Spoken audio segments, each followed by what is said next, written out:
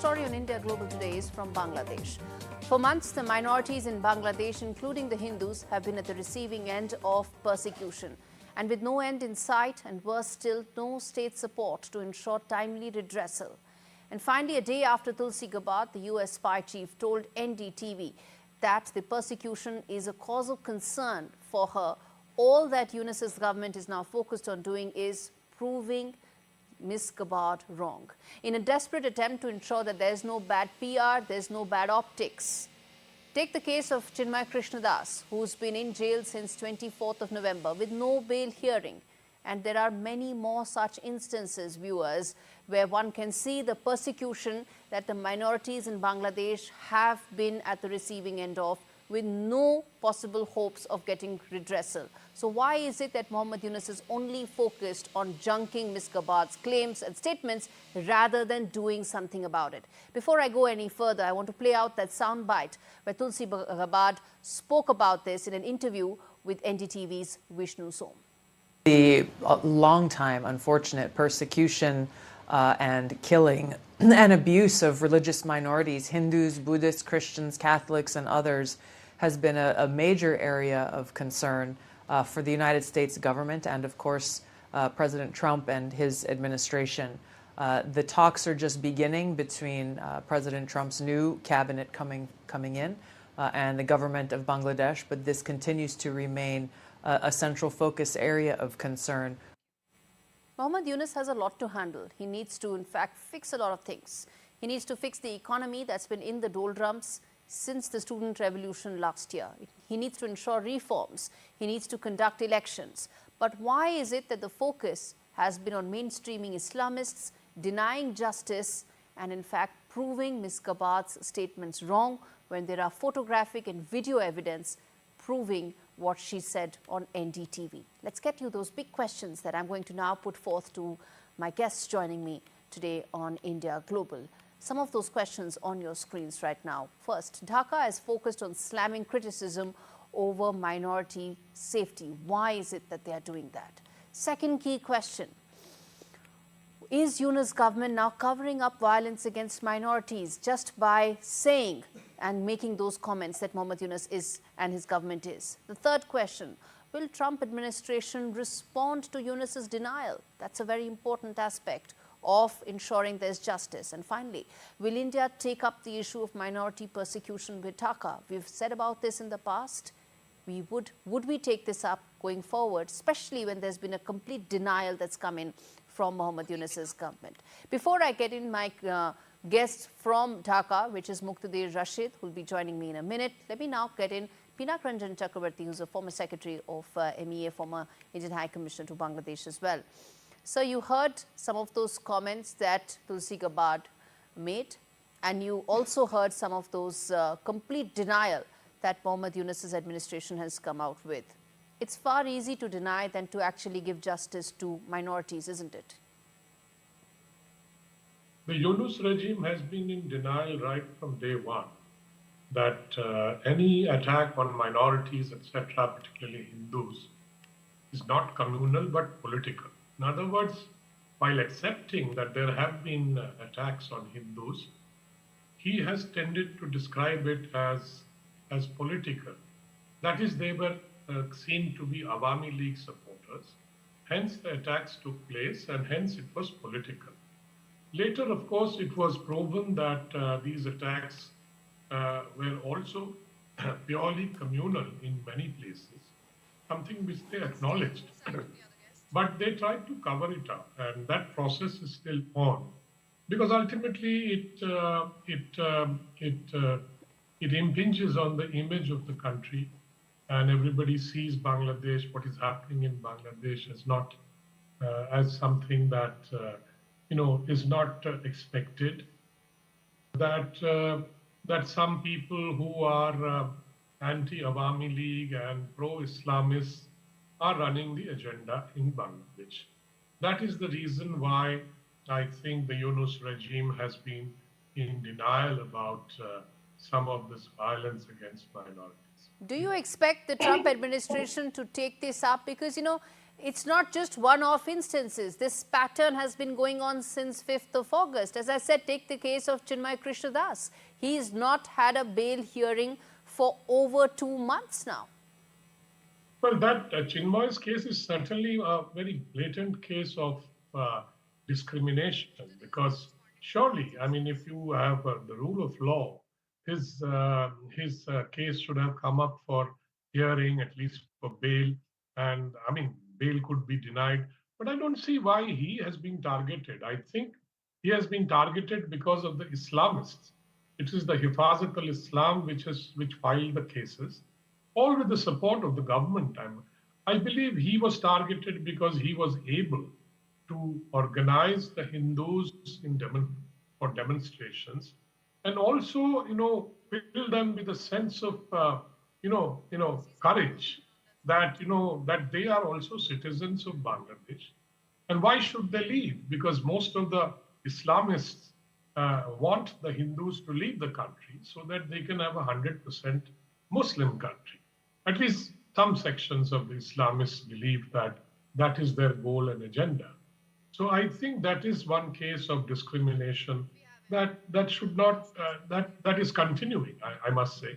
And I hope, something is done to at least, Indeed. to give him some legal recourse. Indeed. Let's put that to Mr. Rashid joining me from Dhaka. He's one of those guests who's open to reason and also open to facts. Mr. Rashid, respond to the comments that have come in, completely slamming Tulsi Gabbard's statements, where she did say that the persecution against minorities, including Hindus, is worrisome. By just slamming her and junking her comments, Bangladesh is doing a huge disservice to its entire minority population, which has been at the receiving end of the persecution. Thank you for having me here. I don't think, I definitely appreciate Tulsi for making serious concern about Bangladeshi minorities. And of course, she has a right to express her concern. But at the same time, I would say that what kind of reaction Dr. Yunus government so far taken? For my, as far as I know, government is serious about any kind of attacks taking place, any place across the country. So they are taking very serious step in any case when any such reports are coming. But sometimes some cases are definitely exaggerated, and we are concerned about this. I think we should allow American team, if there is serious concern, they will come, they will visit, and their embassy is here. They can also send the report from Dhaka to Washington, D.C. to what kind of persecution is going on and what are really... Are you saying no persecution has happened? Do you say that? No. I never say that. I never say that. Since the very beginning, there are a number of reports are coming, and we have seen. So instead of acting on them, why junk the messenger? Why in fact, accuse the messenger? Instead, you should be focused on the message and work towards fixing it. Of course, and of course we should work on it. It's not only duty of one country; it's a duty of the global community. We should come up. No, but she's talking about Bangladesh. So where is the global community here? No. If there is an issue, of course the global community has to say something, because it's a global family nowadays. If there is something in India, of course the USA and Bangladesh will say about this. Similarly, when there is something in Bangladesh, of course you have some concern. Mr. Rashid, I'm not interrupting you, only so that you can make your point, but it doesn't seem very lucid right now. The fact is, Ms. Gabbard said in no uncertain terms that the persecution of minorities, including Hindus in Bangladesh, is a cause of concern. The response of Mohammed Yunus's government is saying, well, those are comments lack facts. You are just denying what the world has seen since 5th of August. No, it's not 5th of August. This is the mistake. It is started back in 2016 when IS sympathizer started attacking minorities. When IS sympathizer attacking Buddhists, Hindus, Christians, that point of time, there was a concern. Mr. Chakravarti, respond to what Mr. Rashid is saying. Well, if you look at history, I think minority persecution began in 1947. And that is our history, unfortunately, when Hindus had to leave what became East Pakistan. And in 1947, I think the Hindu population in Bangladesh was around 28, 29, or I don't know, around that figure, 30% maybe. It's about less than 9% now. It is now less than 9%. The question is, why did that happen? Because, of course, the after effect of the partition. But later on in 1965, during the East Pakistan days, many Hindus left because they were forced to leave, because they were persecuted. There was no doubt about it. But that was Pakistan's policy. After 71, we hoped that this would end, but I'm afraid it did not. It continued, although the numbers came down. I have served 6.5 years in Bangladesh and received so many thousands and thousands of petitions from Hindu families saying, please save us. You know, they want to take over our land. And so that has continued under almost every government, including the Awami League government, I would say. I would dare say, although it came down during that period, because the Awami League was perhaps more sensitive to the fact that the Hindus generally voted for them. And that is the reason why the Islamists are so angry with the Hindus. And that is why they want to punish them. That is a fact, cannot be denied. And that is why you are seeing this kind of persecution. Every day there are reports. Indeed. And I still get reports on my phone from people in Bangladesh saying this has happened, that has happened. And I'm afraid it cannot be hidden anymore. And it has to be recognized. It is not. Absolutely. It needs to be recognized. It needs to be addressed. Some bluster, that does not happen. Absolutely, sir. It cannot be hidden behind bluster. It needs to be addressed. And that has to start by at least acknowledging that there is a problem. Thank you so much for joining me on this edition of India Global. At the end of the day, you can't just junk comments. You need to work towards those very serious cause of persecution that is taking place against minorities in Bangladesh. I'm going to slip into a very short break, come back on the other side, talk more about Sunita Williams and her earthbound journey. Their return was delayed due to multiple technical issues, but now it seems that she's back soon. I'm going to get you more on that after this break.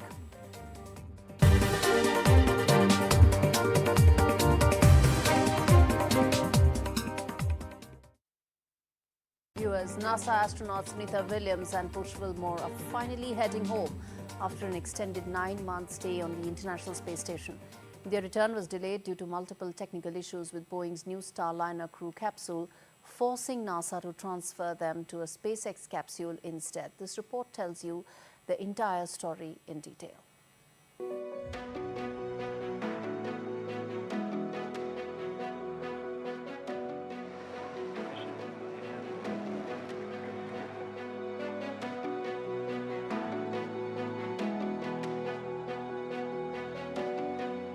NASA astronauts Sunita Williams and Butch Wilmore were meant to spend just a week in space, but stayed nearly 9 months due to delays with Boeing's Starliner spacecraft. Now, NASA has confirmed that a SpaceX Crew Dragon has successfully undocked from the ISS, finally bringing them home.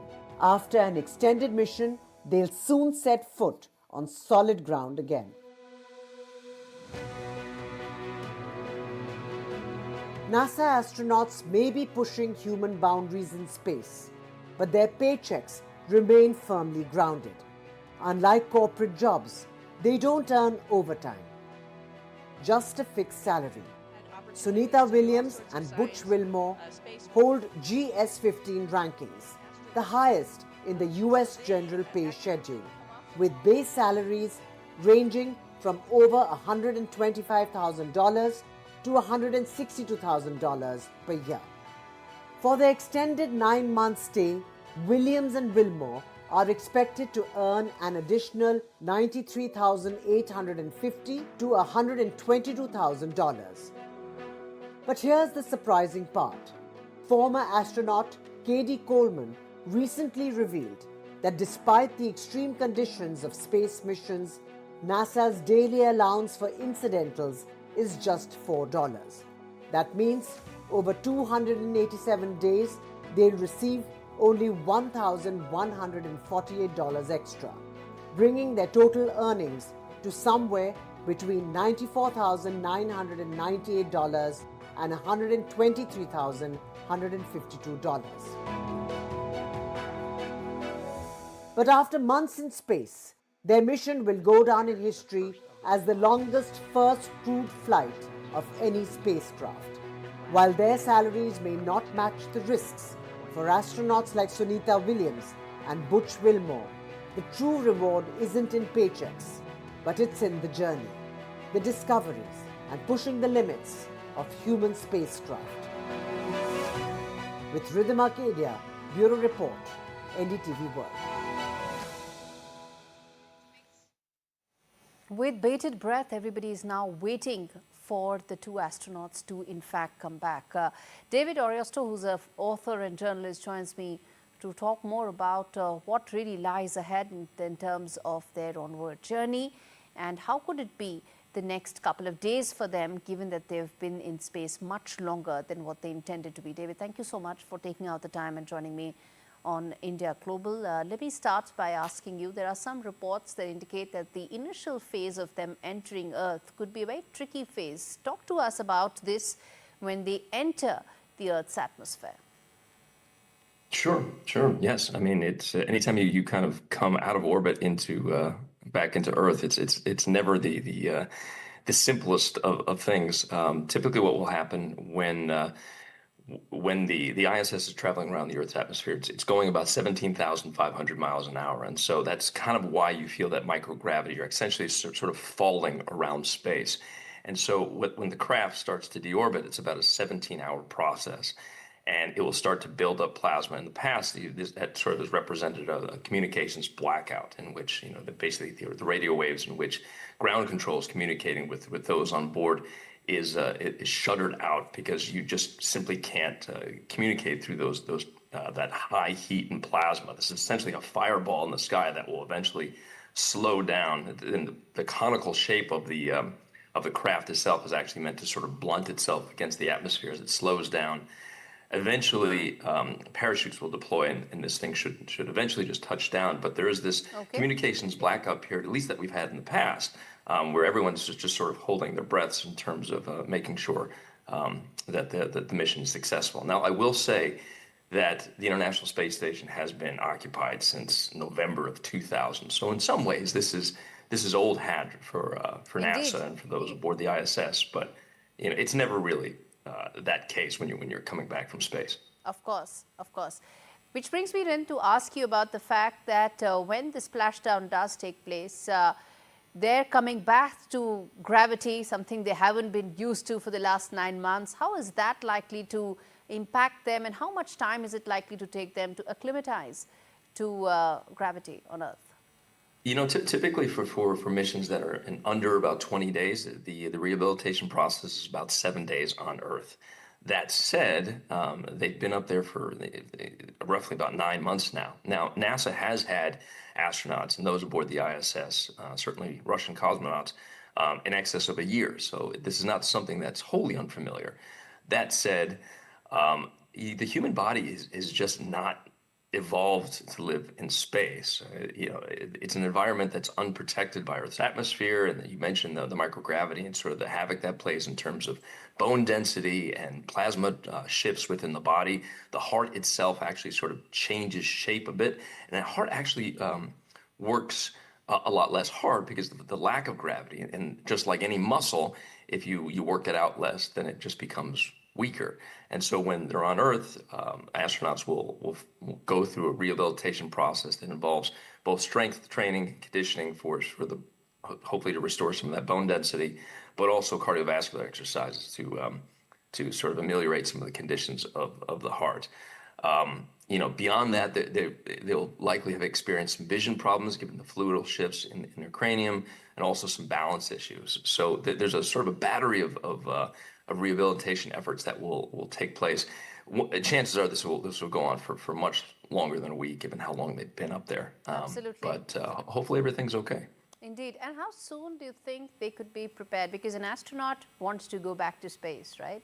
So that's what their longing in life is. That's what their calling is. How soon do you see them making another mission? How soon do you think their bodies, when mentally and physically, would be prepared to undertake another such mission? Well, there's a long list of astronauts that want to go and are sort of in line to go. So I would imagine that after this type of mission, there's a few others ahead of them if they choose to return.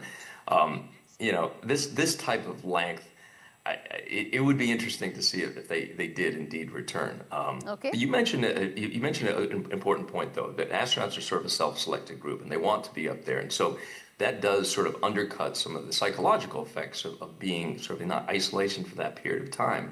That said, those effects can't be mitigated or can't necessarily be discounted. So, as we sort of look to those rehabilitation efforts, the mental health aspect is certainly one to be paying attention to as well. All right, let's leave it there, David. Thanks so much for joining me on this edition of India Global. The world is waiting for Sunita Williams, and so here in India, we as well. On that note, a quick break. We come back on the other side to what could be the biggest story of the year unfolding. President Trump set to call President Putin. More on that after this break.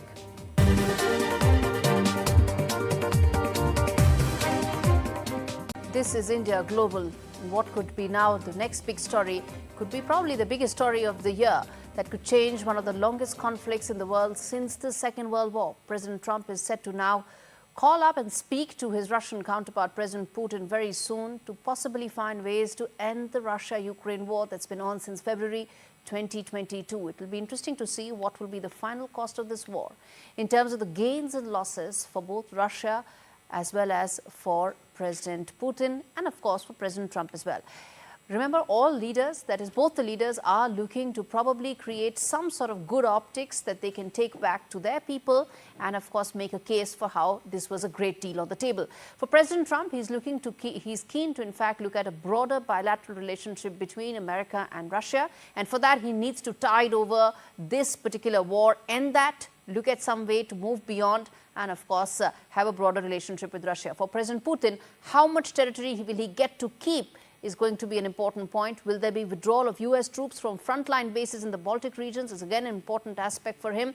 Will there be an end to the intel sharing between US and Ukraine that has greatly helped Kiev in this war?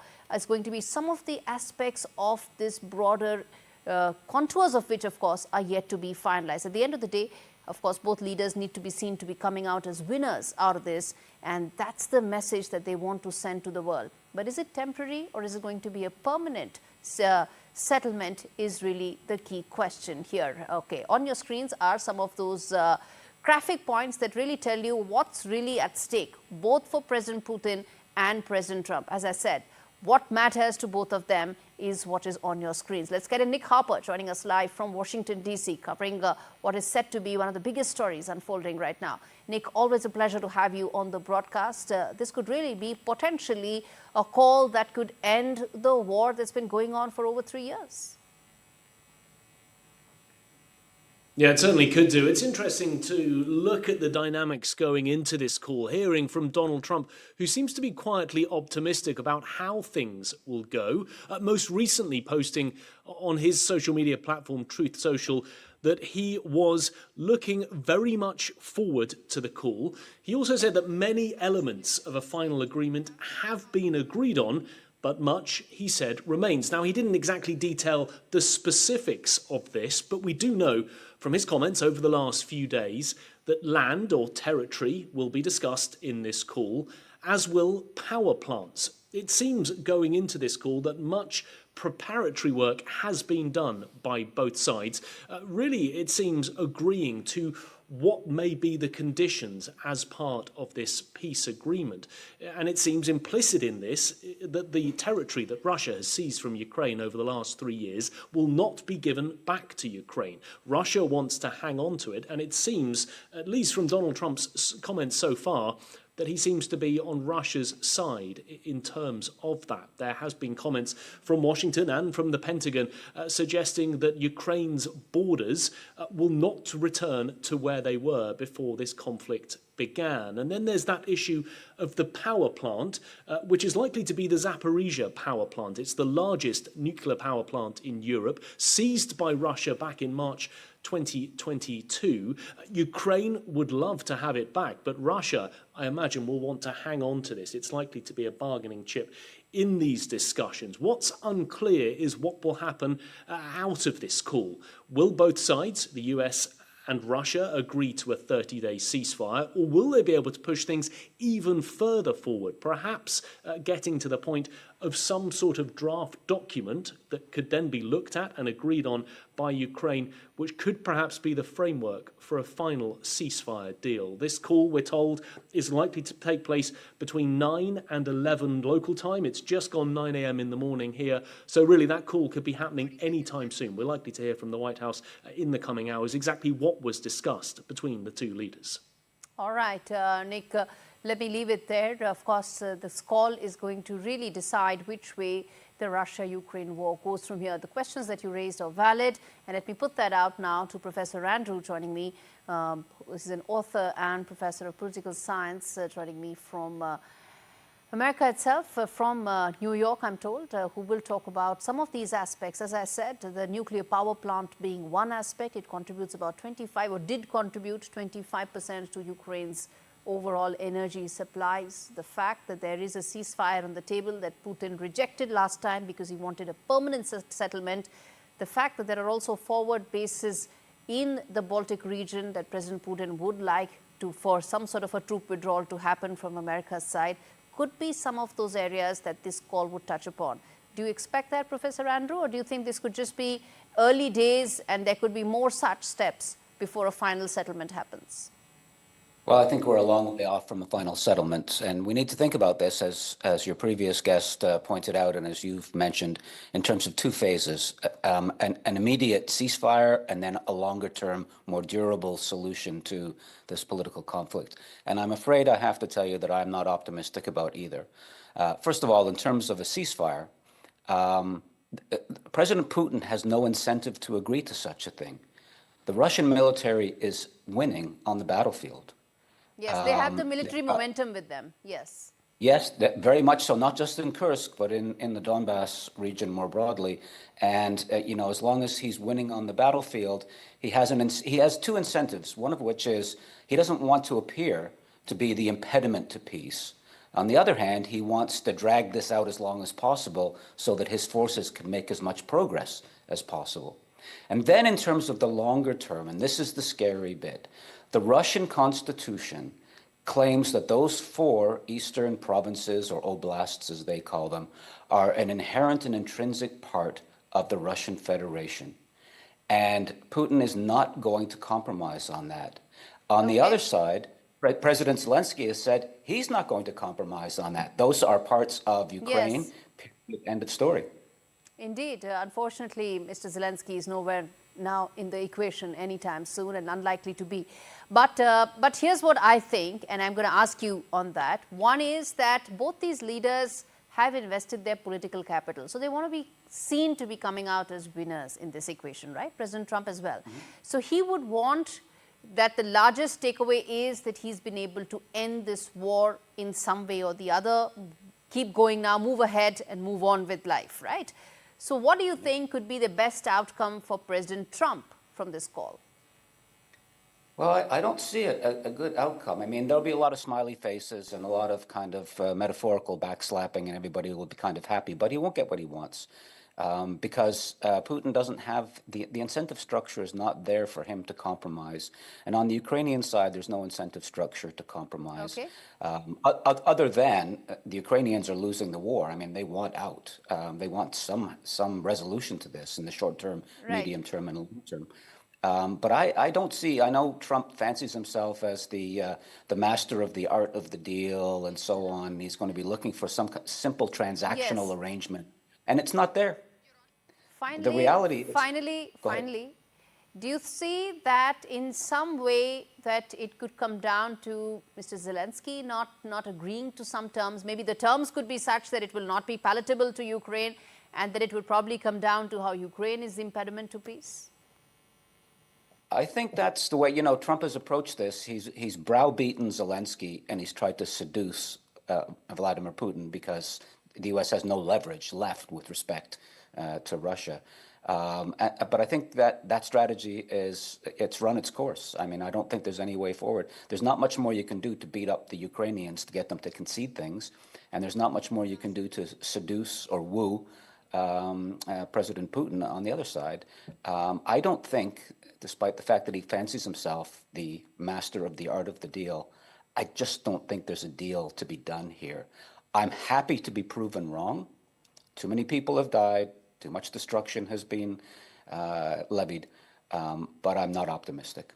Too many resources in terms of military and men have gone in. So probably it's time to find out some sort of a settlement. Professor Andrew, always a pleasure to have you on the broadcast. All eyes now on which way that phone call goes and whether this will pave the way for some sort of a settlement or not. I'm going to slip into a break, come back and talk more on the other side about the other war that continues, which is the one in Gaza. Stay with us. We come back and talk more on that.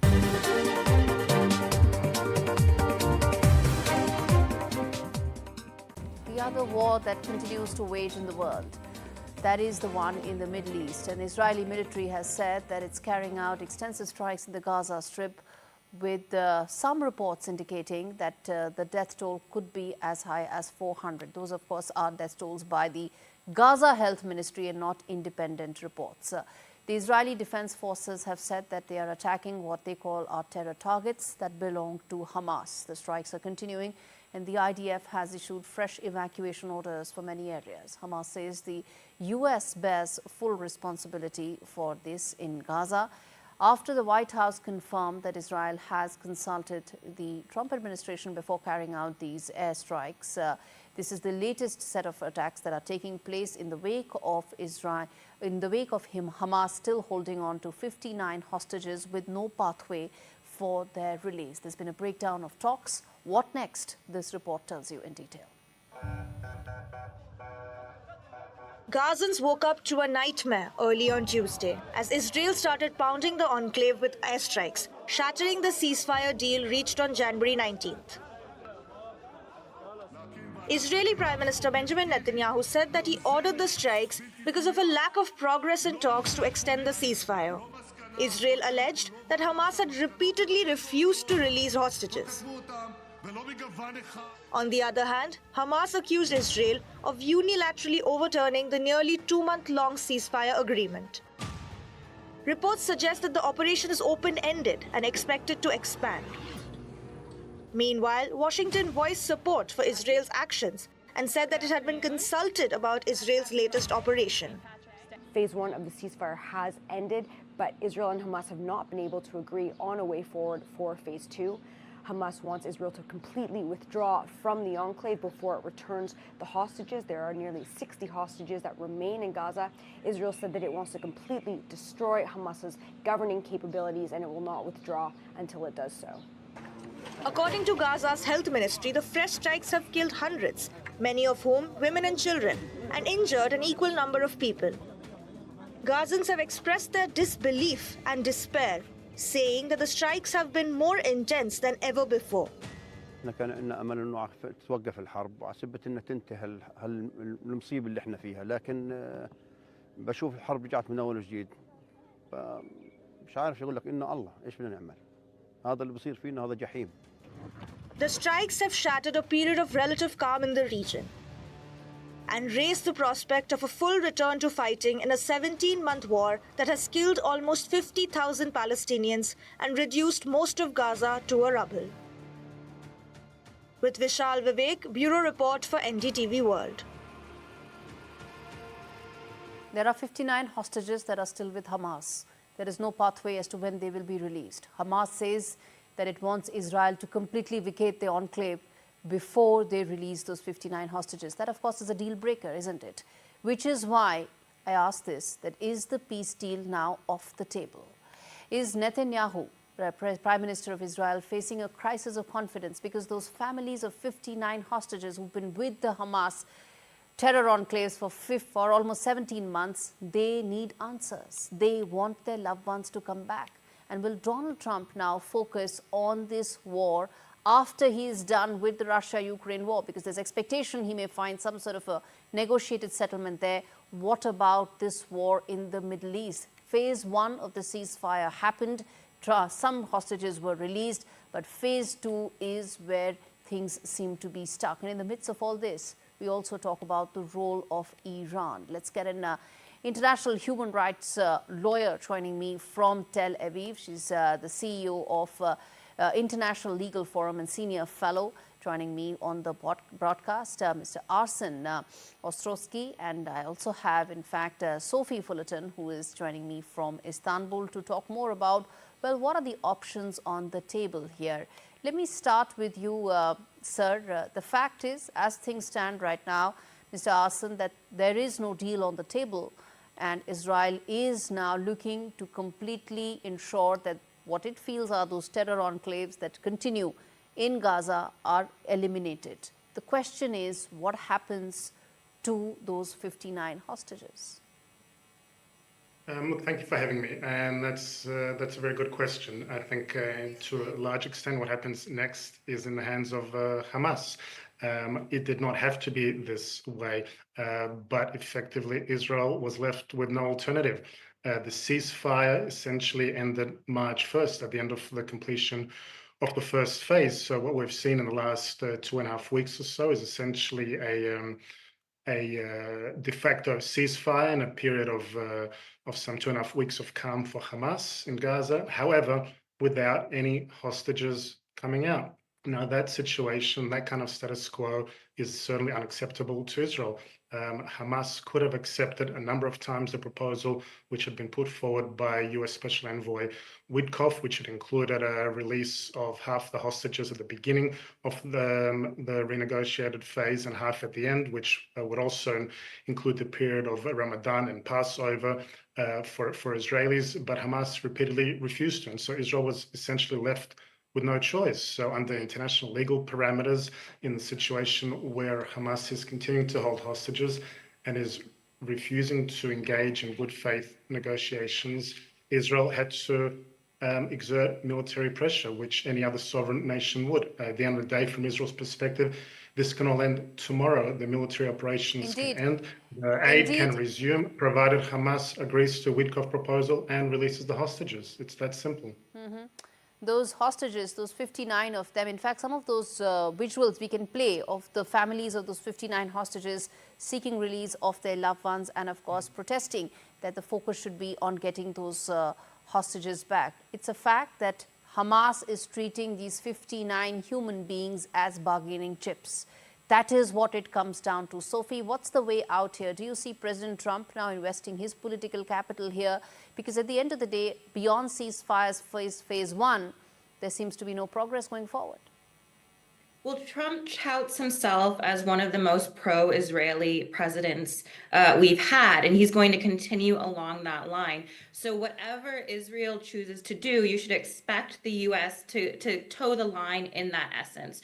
So if Netanyahu or the administration wants to continue to do warfare on the Gazan people, you should expect this administration, the Trump administration, to continue this as well. I would also argue too with the Trump administration, they are seeing their own interests at play here. We have seen in the past, for example, that Trump has this idea of having some of the land from Gaza in U.S. control. So there's these other aspects of this conflict that are happening at play behind the scenes. The other thing I would say too is that this conflict is not going to cease until Netanyahu also chooses for it to cease on his end as well. It seems a lot of times when Netanyahu is experiencing some type of political turmoil within his own personal cabinet or within his own person, we see an onslaught of violence. So, for example, Netanyahu was facing some issues within his own... You think these are deflecting tactics? That's what you think they are? Yes. Mr. Arsen, respond to that. Mr. Arsen, respond to that, that maybe that's the reason why those families of those hostages are protesting, because they feel that they are being treated as just that, bargaining chips. No, I mean, look, I think to suggest that this is some kind of deflective action is quite frankly grossly offensive and really just minimizes the barbaric role of Hamas, an organization that murders, maims, rapes, tortures, starves innocent civilians, and as we saw just a few weeks ago, returns the bodies of Jewish children in coffins. So to suggest there's some kind of deflection strategy is quite frankly an outright lie and offensive from all across Israel's perspective. The country is united in terms of bringing the hostages back and making sure that there is no role for a terrorist group like Hamas to play in Gaza. That is a position that is also supported by the US and by the EU, mind you, as well, and others who deem Hamas a terrorist organization. And to that extent, there is complete consensus here in Israel. Of course, there are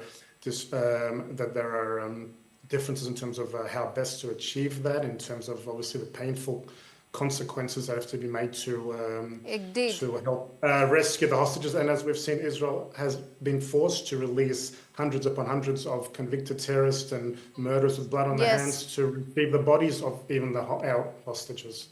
I agree. The fact is that what Hamas is setting as a precondition for release of those 59 hostages is a deal breaker.